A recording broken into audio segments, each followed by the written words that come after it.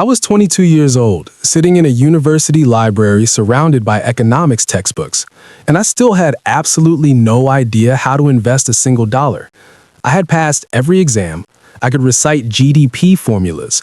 I could draw supply and demand curves in my sleep. But ask me how to actually build wealth? I'd have stared at you like you were speaking a different language, because nobody ever taught me.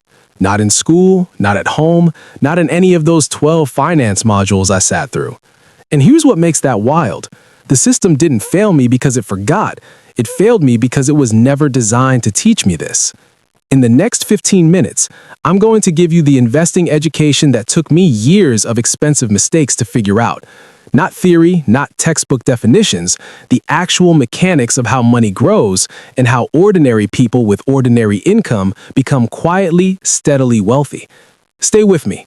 This might be the most important 15 minutes of your financial life. Here's the thing about investing. Most people know they should be doing it.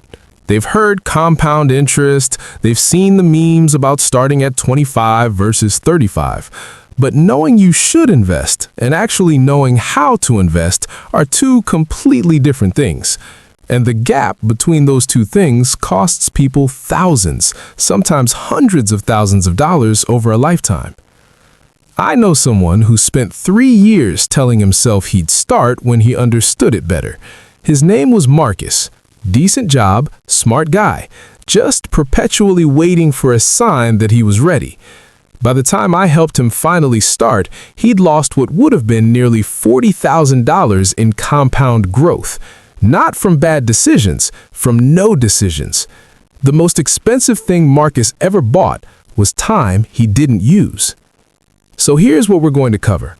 The 5 foundational pillars of investing that school never taught you, explained through stories, real numbers, and zero jargon.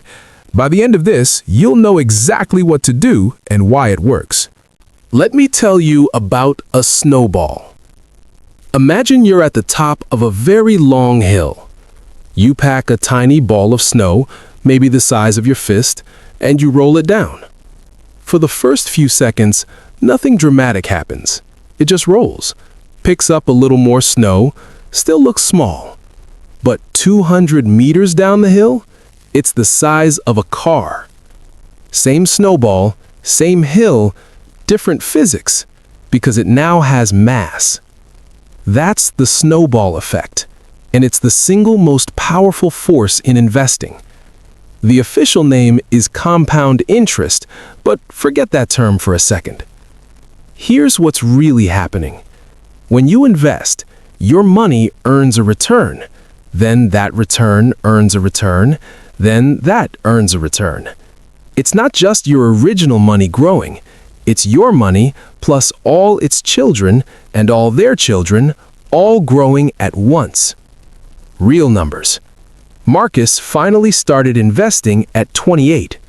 He put in $200 a month into an S&P 500 index fund, a basket of America's top 500 companies, and left it alone. Year 1, his balance was $2,517. Not exciting. Year 5, $14,963. Getting somewhere. Year 15, $69,871. Now we're talking. Year 30, $217,000 from $200 a month. He put in $72,000 of actual cash over those 30 years. The market gave him $145,000 more for free. Compound interest doesn't reward the smartest investor. It rewards the most patient one. The game is not picking winners. The game is staying in long enough for your money to find its own mass. Open a brokerage account this week. Fidelity, Schwab, or your local equivalent. Fund it with whatever you can, even $20.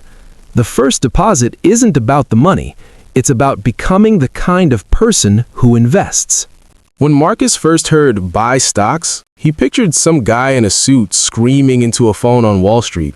Or worse, some teenager at a laptop gambling on meme coins. He thought investing was gambling with extra steps. It isn't, but the language around it doesn't help. Here's what I call the ownership frame. When you buy a stock, you're not buying a number that goes up and down. You're buying a tiny ownership stake in a real business that makes real products and earns real money. Think of it this way. You go to a local restaurant. Business is great, packed every weekend, 5-star reviews, owner talking about opening a second location. You say, I believe in this place. Can I own a piece of it? Stocks are exactly that, just that massive scale. Now, there's one tool that changes the game for beginners, the index fund. Think of it like a music playlist. Instead of betting everything on one song being a hit, you buy the whole playlist, hundreds of songs. Some tracks might flop, but the playlist, as long as music exists, it keeps playing. An S&P 500 index fund is that playlist. It holds the top 500 companies in America. Apple, Microsoft, Amazon, everything in one single purchase. When America's economy grows, you grow with it. You don't need to find the next Tesla. You just need to own the whole race. Search for VOO, SPY, or IVV. These are S&P 500 ETFs you can buy on almost any brokerage. That's your starting playlist. Buy one share and call it your ownership certificate in the American economy. Here's the question nobody ever asked me in school. What's more dangerous, investing your money or leaving it in a bank? Most people say investing. They imagine crashes, markets collapsing, losing everything. But here's what they never factor in. Inflation, the invisible tax. Inflation is when the value of money decreases over time. $1 today buys less in 10 years than it does now. On average, inflation runs at around 3% per year. If your money sits in a savings account earning 0.5% interest, you're not growing. You're shrinking. Slowly. Quietly. The bank makes it feel safe, while your purchasing power evaporates. $10,000 in a savings account for 20 years at 0.5% becomes $11,049. $10,000 invested for 20 years at 8% becomes $46,610. The bank safe option cost Marcus $35,561. The risky option built him generational wealth. Now, yes, investing has real risk. Markets drop. They've dropped 20%, 30%, 50% before. But here's the thing they never told you. The S&P 500 has recovered from every single crash in history.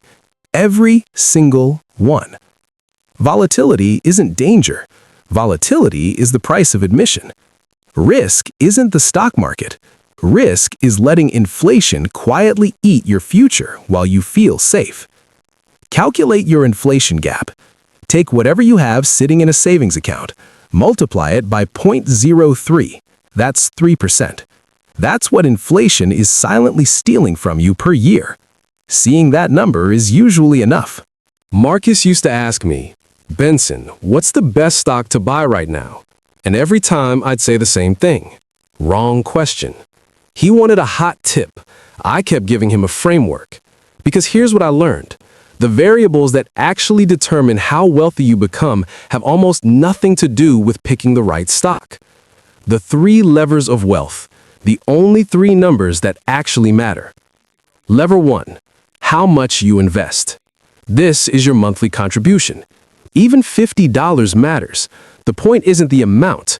The point is the habit. Every month you invest, you're making a deposit into your future self's bank account. Lever 2. How long you stay invested. This is the one most people underestimate. Time is not just a factor, it's the factor.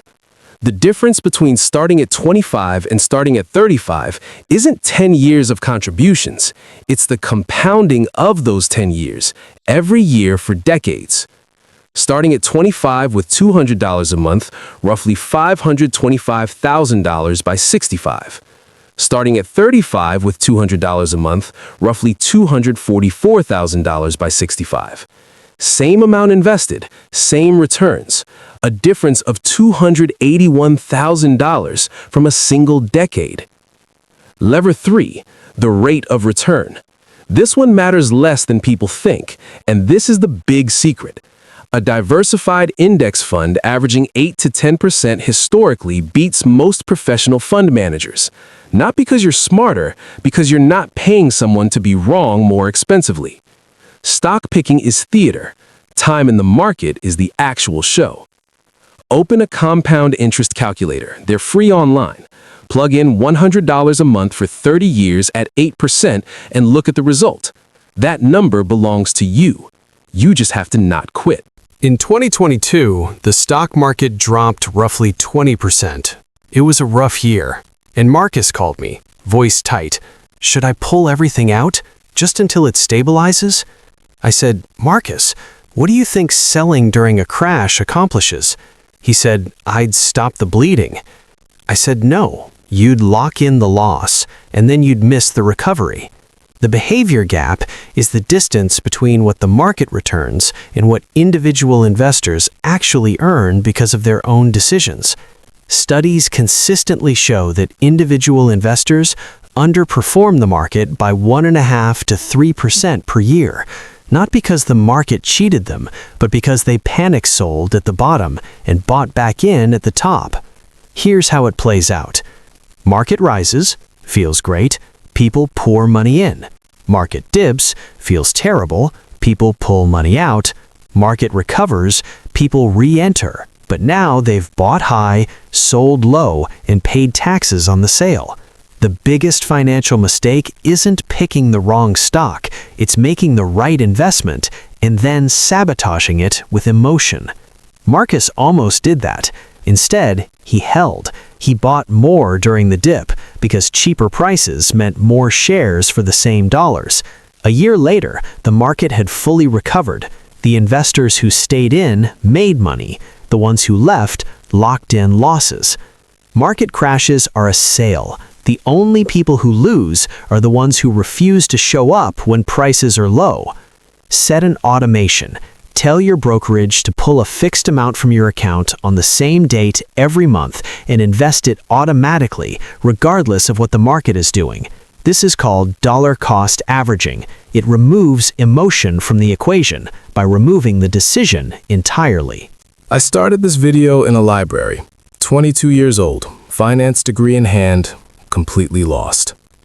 And I used to be angry about that. Angry that nobody taught me this, that 12 years of formal education somehow produced a person who couldn't distinguish a stock from a bond. But here's where I've landed. The system didn't teach us this on purpose, because a financially literate population is harder to sell things to, harder to keep in debt, harder to convince that a 40-year career is their only option. Now, I'm not here to make you angry. I'm here to hand you the key. You're not starting late. You're starting with information most people never get. That changes everything. Marcus, he started at 28. He's 34 now. His portfolio has grown to nearly $48,000. He calls me sometimes just to say that number out loud because it sounds impossible to him. It doesn't to me, because I know what that snowball looks like when it starts rolling. And here's the truth. 6 years ago, Marcus was waiting until he understood investing better. Today, he is better because he started. You don't need a finance degree. You don't need a perfect salary. You don't need to understand every term in every article. You need one account, one index fund, one automated monthly transfer. And you need to not quit. That's it. That is the entire wealth building system that school never taught you in 15 minutes. If this opens something for you, share it with one person who needs to hear it. Not as advice, just as a, hey, I thought of you. And if you're ready to go deeper, subscribe and watch out for the next video. See you there.